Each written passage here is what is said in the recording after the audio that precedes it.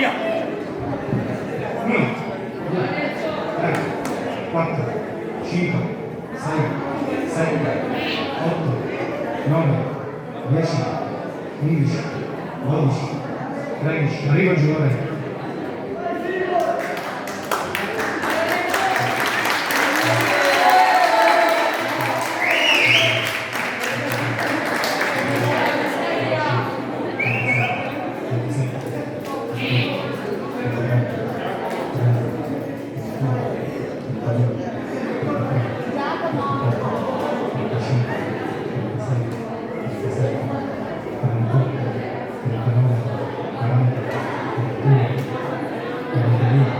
Stop! Ok, numero 35, stavo iniziando a scendere. Quanta fatica da 1 a 10?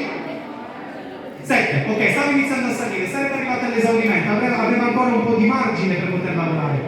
Simone era di un numero di ripetizioni già molto più importante perché la fluidità del movimento era maggiore, andava più velocemente. Sicuramente anche in questo test, con un po' meno di differenza, quindi negli arti inferiori già il lavoro che hanno fatto entrambi è più similare